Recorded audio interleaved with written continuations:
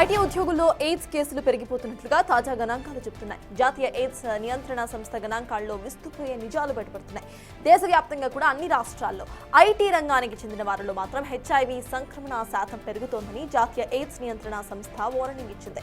Overall గా AIDS కేసులు తగ్గుతున్నా వ్యవసాయ కూలీలు ఐటీ రంగంలో మాత్రమే స్వల్పంగా కేసులు పెరుగుతున్నాయి.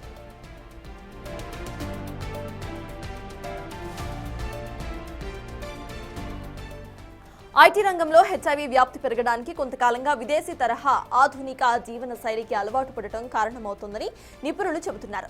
వీకెండ్ పార్టీల పేరుతో విచ్చలవిడిగా వ్యవహరిస్తూ ఉండటం, ఎక్కువ మందితో రిలేషన్షిప్స్, డ్రగ్స్, మద్యం మందులో అరక్షిత శృంగారంలో పాల్గొనటం, ఇక ఒకరు వాడిన డ్రగ్ ఇంజెక్షన్స్ మరొకరు వాడటం వంటివి హెచ్ఐవి వ్యాప్తికి కారణమవుతున్నాయి. ఇక గర్భం రాకుండా ఉండేందుకు చాలా మంది కాండమ్స్ వాడేవారని, కానీ శృంగారం తర్వాత కూడా వేసుకునే ఐపిల్ తరహా తక్షణ గర్భ నిరోధక మాత్రలు అందుబాటులోకి రావడంతో అరక్షిత శృంగారం పెరిగిందని చెబుతున్నారు. ఇక వ్యవసాయ కూలీలో హెచ్ఐవిపై అవగాహన తక్కువగా ఉండటం, అరక్షిత శృంగారం, వారు తరచూ పని కోసం ఇతర ప్రాంతాలకు వలసలు వెళ్తూ ఉండటం వంటివి హెచ్ఐవి వ్యాప్తికి కారణంగా తెలుస్తోంది.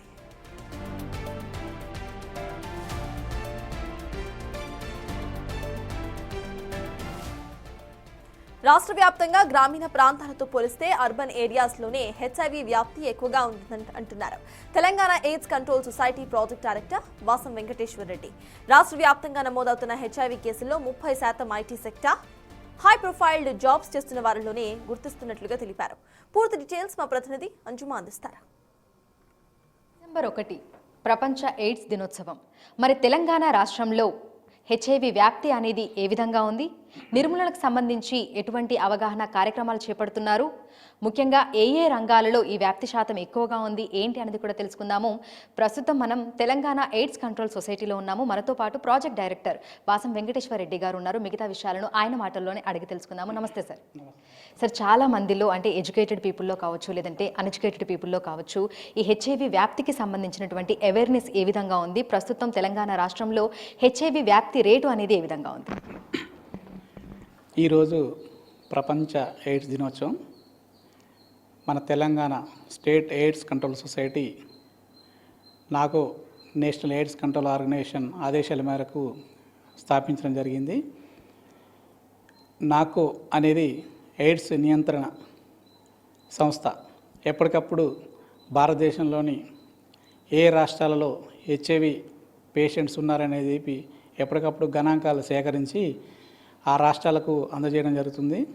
అందులో భాగంగా తెలంగాణ స్టేట్ ఎయిడ్స్ కంట్రోల్ సొసైటీలో అంటే తెలంగాణ రాష్ట్రంలో 156,961 మంది పిఎల్హెచ్ఐవి పీపుల్ లివింగ్ విత్ హెచ్ఐవి అనే హెచ్ఐవి బాధితులు ఉన్నారు. ఒక అంచనా. అయితే ఈ అంచనాను ఐడెంటిఫై చేయడానికి ఒక 3 categories national AIDS control organisation తీసుకున్నది. First 95, second 95, third 95. అంటే ఈ 156,961లో ఫస్ట్ 95ని మనం అట్లీస్ట్ 95% మనం ఈ పిఎల్హెచ్ఐవి అనే హెచ్ఐవితో ఉన్నారని ఒక అంచనా, వాళ్ళని ఐడెంటిఫై చేయాలనేది 95% టార్గెట్గా రీచ్ చేయడం జరిగింది. అయితే దీంట్లో భాగంగా లాస్ట్ ఇయర్ 80% మనం ఆ టార్గెట్లో 95% 80% అచీవ్ చేయడం జరిగింది. ఇక్కడ ప్రాజెక్ట్ డైరెక్టర్గా నేను 4.5 months క్రితమే జాయిన్ అవ్వడం జరిగింది. జాయిన్ అయిన దగ్గర నుండి మన తెలంగాణ రాష్ట్రం 24th స్టేజ్ ర్యాంకులో ఉంది. ఏది ఐడెంటిఫికేషన్ స్టేజ్లో.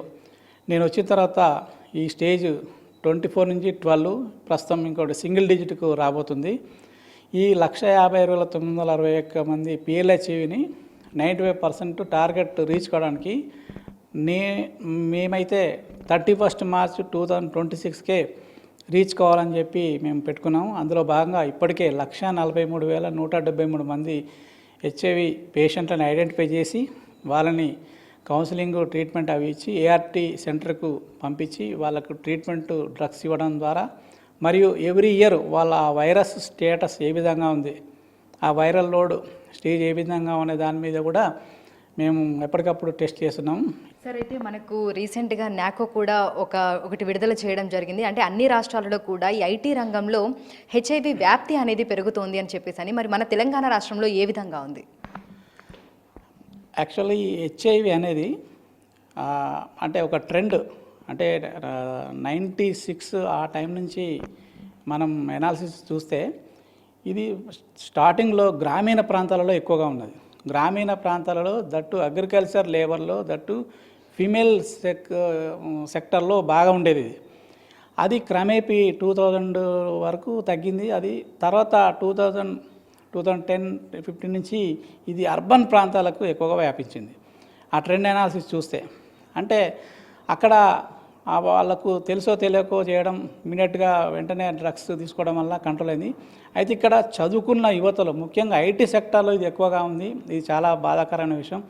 ఇప్పుడున్నటువంటి 156,961లో దాదాపు మోర్ దాన్ 30% రంగారెడ్డి, మేడ్చల్ మల్కాజ్గిరి, హైదరాబాదు, మహబూబ్ నగర్, ఖమ్మం, వరంగల్ ఈ ఏరియాలో ఇది కేంద్రీకృతమైంది.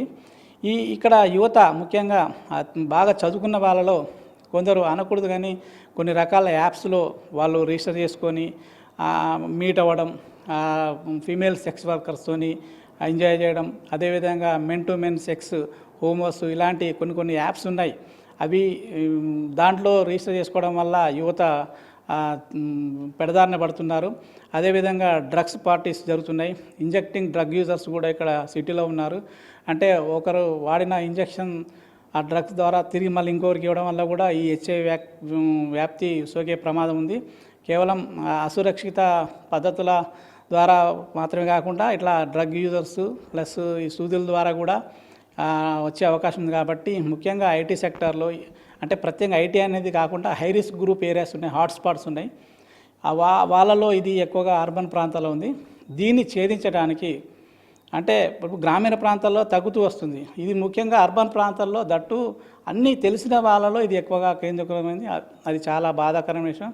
సో తెలంగాణ రాష్ట్ర వ్యాప్తంగా చూసుకున్నట్లయితే గతంతో పోలిస్తే ప్రస్తుతం మనకి ఈ ఎయిడ్స్ వల్ల చనిపోతున్న వారి శాతం తగ్గినప్పటికీ కూడా ఐటీ సెక్టార్లో మాత్రం ఇందుకు సంబంధించినటువంటి కేసులు అనేవి పెరుగుతున్నట్లుగా కూడా తెలపడం అయితే జరిగింది. అయితే ముఖ్యంగా చదువుకోని వారి కంటే కూడా చదువుకున్న వాళ్ళు, ఎడ్యుకేటెడ్ పీపుల్, అదేవిధంగా హైలీ ప్రొఫైల్ ఉన్న వాళ్ళు, తర్వాత ఈ టెక్నాలజీని ఎక్కువగా ఉపయోగిస్తూ ఎవరైతే పనిచేస్తున్నారో వారిలోనే ఇందుకు సంబంధించినటువంటి అవగాహన లోపిస్తుంది అనేది కూడా అధికారులు అయితే చెప్తున్నారు. ముఖ్యంగా ఎవరికైతే తాము సరిగా లేము అని తెలుసో వారు టెస్ట్ చేయించుకోవడము, అందుకు సంబంధించినటువంటి మెడికేషన్ తీసుకోవడం మంచిది అని కూడా సూచిస్తున్నారు. వీడియో జర్నలిస్ట్ చైతన్యతో అంజుమ, బిగ్ టీవీ, హైదరాబాద్.